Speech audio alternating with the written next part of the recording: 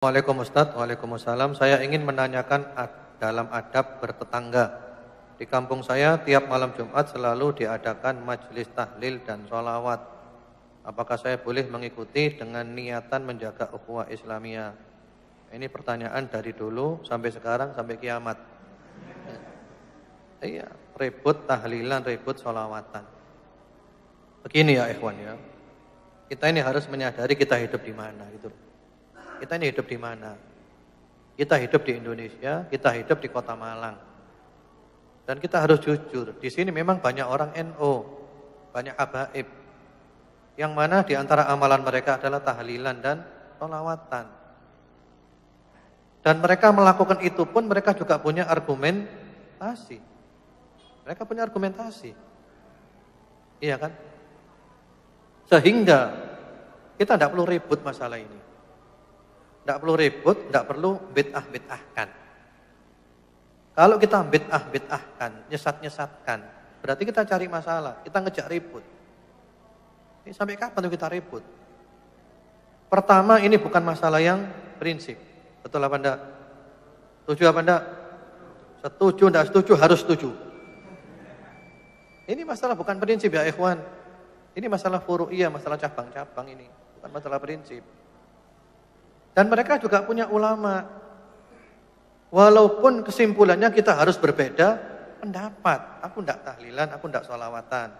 Kamu tahlilan, kamu sholawatan, silakan. Kita saling menghormati. Kita adalah sesama muslim. Aku tidak menyerang kamu, kamu enggak usah nyerang aku. Enggak usah tuduh-tuduhan. Enak kan kalau gitu, dewasa? Setuju apa enggak tuh? Kan dewasa gitu kan? Enak. Jadi tidak usah saling memaksakan keyakinan. Agama itu privasi kita dengan Tuhan, dengan Allah. Enggak usah ikut campur urusannya agamanya orang lain. Berdakwah boleh, harus berdakwah. Tapi juga caranya yang santun. Karena itu, saya menganjurkan supaya antum yang banyak piknik. Jangan tertawa dulu. Piknik bukan jalan-jalan. Piknik ke kitabnya para ulama. Antum keburu-buru, bukan melancong.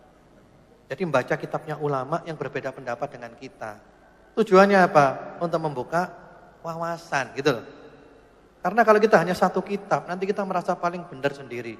Surga, teman-teman, ikhwan, billah wa akhwat, surga milik kita ya. Yang lainnya tidak punya surga, surga milik kita saja. Ada enggak kelompok seperti ini?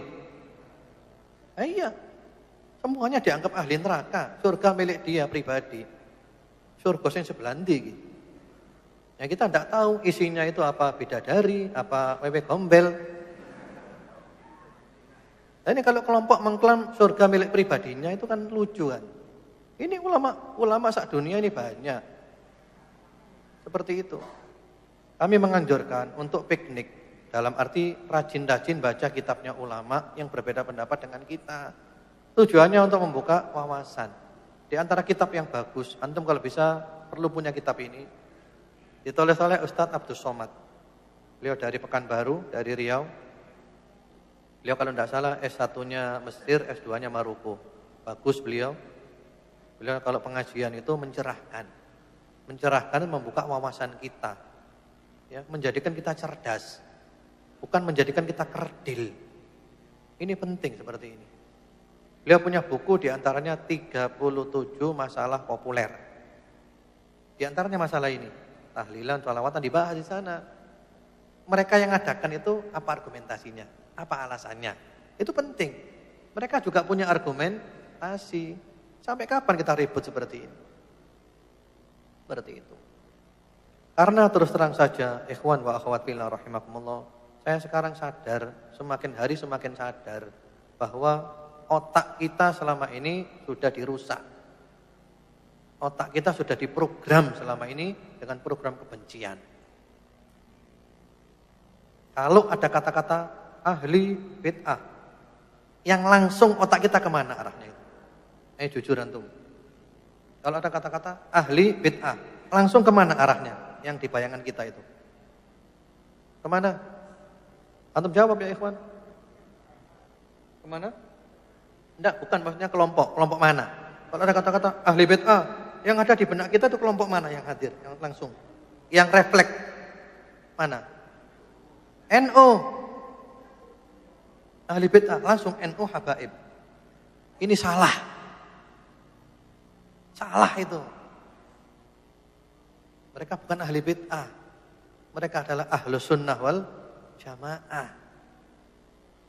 Ahlus sunnah wal jamaah sama dengan kita.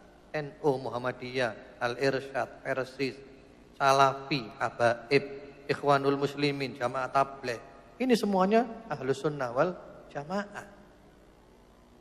Kenapa kita katakan ahlus sunnah wal jamaah? Karena akidah mereka, akidah ahlus sunnah wal jamaah. Rukun Islamnya ya 5, 2 kalimat syahadat, salat, zakat, puasa, haji. Rukun imannya ya 6, iman kepada Allah, malaikat, kitab-kitab, para rasul, hari akhir, takdir. Akidah tentang sahabat sama, Al-Qur'annya sama, tafsirnya sama, kitab haditsnya sama, syarah haditsnya sama, semuanya sama.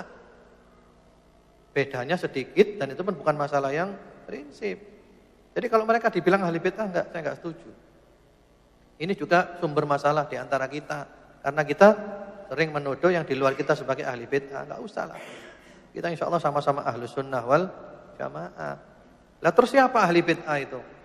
Kalau kita kembali ke salafus saleh yang keras kepada ahli bid'ah, jangan kumpul ahli bid'ah, jangan bertangga dengan ahli bid'ah dan seterusnya, itu memang benar-benar ahli bid'ah yang akidahnya menyimpang, bukan ahlu sunnah wal jamaah. Ahli bid'ah pada zaman salafus saleh itu diantaranya Khawarij. Kebalikannya Khawarij Murji'ah, Syiah Rafidhah, kebalikannya Nawasib. Kemudian Qadariyah, Jabriyah, Mu'tazilah, Jahmiyah. Memang mereka ahli bid'ah. Seperti itu. Jadi NU, Habaib dan yang lainnya itu saudara, sama ya. Saya ulangi lagi, NU, Muhammadiyah, Al-Irsyad, Persis. Kemudian Salafi, Habaib, Jamaah Tabligh, Ikhwanul Muslimin. Ini sama. Sama ya ikhwan. Saudara. Dan saya mengatakan begini pun, karena dulu sudah pernah, keras-kerasan itu pernah, keras-kerasan, nuduh-nuduh bid'ah ini sudah pernah, sudah khatam, ya sudah taubat. Dan setelah taubat kepada Allah, semakin hari semakin dibuka oleh Allah, bahwa ajaran-ajaran yang suka nuduh bid'ah-bid'ah itu sangat efektif untuk menghancurkan umat Islam. Sangat efektif untuk memecah belah umat Islam. Yang dimusuhi itu loh umat Islam. Musuhnya nomor 1 adalah umat Islam. Sehingga semua ulama yang di luar kelompoknya dihabisi semuanya. Dibunuh karakter ulama semuanya. Sehingga ulama hancur semuanya. Ini ajaran apa seperti ini? Islam bisa rusak kalau kayak gini. Setiap ulama dihancurkan karakternya. Sehingga kita nggak ngambil ilmu dari dia. Oh ini sesat, ini sesat, ini sesat. Semuanya sesat yang di luar kelompoknya dia. Repot kalau gini kan. Jadi mari kita bersikap dewasa. Beda pendapat boleh. Beda pendapat itu indah. Selama bukan dalam masalah akidah. Akidahnya tetap ahlus sunnah wal jamaah. Dalam amalia-amalia monggo silakan, enak. Kita tetap bersaudara. Yang kita kedepankan adalah innamal mu'minuna ikhwah. Al-muslimu akhul muslim. Sama-sama muslimnya, sama-sama berimannya, saudara.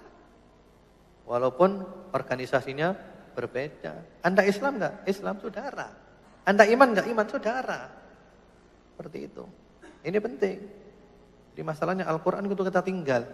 Mulut kita Al-Quran, sunnah, Quran, sunnah. Padahal kita meninggalkan Al-Quran dan sunnah. Kita suka dengan ucapannya manusia. Lebih kita kedepankan daripada Al-Quran dan As-Sunnah. Jelas apa enggak? Insya Allah semua kelompok tadi itu rujukannya juga Al-Quran dan As-Sunnah. Gak ada yang rujukannya itu Taurat wal Injil, gak ada. Itu dulu aja ya. Mudah-mudahan bermanfaat. Allah nanti kita ketemu lagi dalam keadaan yang lebih baik lagi. Allah menjadikan kita istiqomah. Allah semakin mempererat ukhuwah kita. Ya, terutama di Kota Malang. Mari kita mulai dari Kota Malang. Bahwa kita ini lintas organisasi bisa bergandengan tangan. Ayo kita bangun Malang bersama-sama. Kalau kita tukaran terus sampai kapan kita? Dan itu memang orang-orang kafir itu tahu Islam gak bisa dikalahkan. Orang kafir tahu itu. Jangan coba-coba ngelawan Islam. Jangan coba-coba ngelawan Al-Quran. Jangan coba-coba ngelawan Allah. Jangan coba-coba ngelawan Rasulullah sallallahu alaihi wasallam. Anda kalah. Anda kalah. Karena Anda melawan kekuatan yang maha dahsyat, yang tidak terkalahkan. Dan orang kafir tahu itu. Cara mengalahkan orang Islam cuma satu. Ini resepnya ya. Kalau ingin mengalahkan orang Islam caranya cuma satu. Ini rahasia tapi ya. Jangan bilang-bilang antum. Cara menghancurkan orang Islam itu cuma satu. Gak ada lagi selain ini. Apa caranya? Adu domba orang Islam. Itu. Cara menghancurkan Islam, adu domba orang Islam. Hancur. Selesai itu dah. Wassalam. Seperti itu. Karena itu hati-hati jangan mau adu domba. Amerika itu pinter utek Amerika. Antum kenal tidak dengan proxy war? Perang proxy, perang boneka. Iya. Kita dijadikan boneka, disuruh tukaran kita ini. Di belakangnya itu ada kekuatan besar. Sopo Amerika. Sopo menelek ke Amerika. Kalau Indonesia mungkin Amerika, mungkin Cina, wallahu a'lam. Tapi yang diadu domba itu kita, diajak tukaran. Dikai duit piro dikon tukaran. Jangan mau kita, eman. Ini Indonesia milik kita bersama. Nah, kemudian setelah kita tukaran, hasil buminya diambil, minyak disedot, tambangnya disedot kabeh, emasnya, semuanya habis. Ini urusan perut ini. Irak dihancurkan kayak gitu. Amerika di belakangnya. Yang dijadikan boneka siapa? Sunnah dan Syiah tukarano. Amerika sing mlebu minyak ini pedot kabeh. Gitu. Suriah juga gitu. Yaman juga sekarang kacau. Ini kepentingan semua. Kelihatannya masalah agama. Kalau antum ingin perang yang benar-benar agama 100% murni, ya. Mati syahid pasti insyaallah biidznillah kalau antum ikhlas Palestina. Itu pasti Palestina. Musuhnya jelas. Siapa musuhnya? Zionis Yahudi. Itu jelas kalau itu. Kalau yang lain-lainnya kebanyakan perang boneka. Kita dijadikan boneka. Itu karano. Ya. Wis mari kabeh, nah dipateni kabeh. Pahlawannya dipateni kabeh. Mari wis, terima kasih ya. Jazakallahu khair, barakallahu fiik. Wis. Ingkriya kon. Iya. Ini kenyataannya gitu. Kita ikuti perang dari dulu, mulai dari kasus di Afghanistan dan terakhir di Suriah. Ya Allah, ternyata perang boneka semuanya ini. Demikian, mungkin itu dulu ya. Wallahu a'lam. Semoga bermanfaat. Allah menjadikan kita istiqomah dan Allah tutup umur kita dengan husnul khatimah. Subhanakallahumma bihamdika asyhadu an la ilaha illa anta astaghfiruka wa atubu ilaik. Assalamualaikum warahmatullahi wabarakatuh.